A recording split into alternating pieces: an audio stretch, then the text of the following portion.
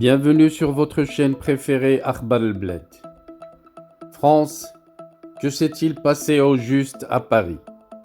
Une fusillade, 2 personnes décédées, 4 blessés dont 2 en urgence absolue.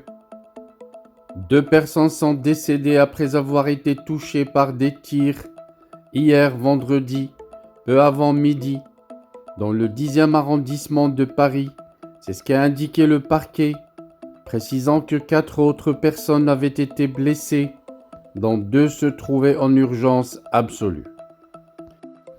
Les faits se sont déroulés rue d'Anguien, au niveau d'un centre culturel kurde, dans un quartier très animé et notamment prisé de la communauté kurde. Une enquête a été ouverte des chefs d'assassinat, homicide volontaire et violences aggravées. Les investigations ont été pour l'heure confiées à la brigade criminelle. Le bilan provisoire fait état de 2 personnes décédées, 4 blessés dont 2 en urgence très grave, selon le parquet de Paris.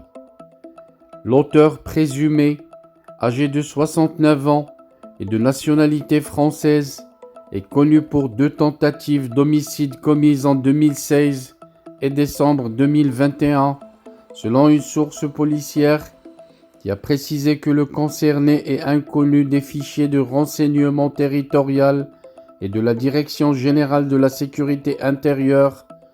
Le meurtrier lui-même, blessé et en urgence relative, a été conduit à l'hôpital.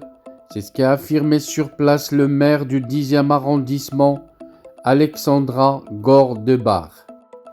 Au croisement de la rue d'Anguien et de la rue d'Hauteville, des brancards étaient amenés dans le calme vers la scène de la fusillade et un périmètre de sécurité était mis en place par la police, a constaté une journaliste de l'AFP. 7 à 8 coups de feu dans la rue, c'est la panique totale.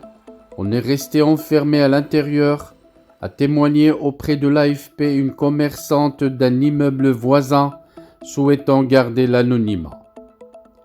On a vu un vieux monsieur blond rentrer et tirer dans le centre culturel kurde, puis il est allé dans le salon de coiffure à côté. On est réfugié dans le restaurant avec les salariés, a témoigné Roman, le directeur adjoint du restaurant Polish Paris, dans la rue, joint par téléphone. Selon un autre témoin, un habitant du quartier qui passait dans la rue et interrogé par l'AFP, il y avait des gens en panique qui criaient à des policiers « Il est là, avancez !» en désignant un salon de coiffure. J'ai vu des policiers rentrer dans le salon où j'ai vu 2 personnes à terre, blessées aux jambes. J'ai vu le sang, a-t-il ajouté, décrivant des gens sous le choc et en panique. Le centre Ahmed Kaya, nommé en hommage au chanteur éponyme, est une association ayant pour objectif de favoriser l'insertion progressive de la population kurde installée en Île-de-France.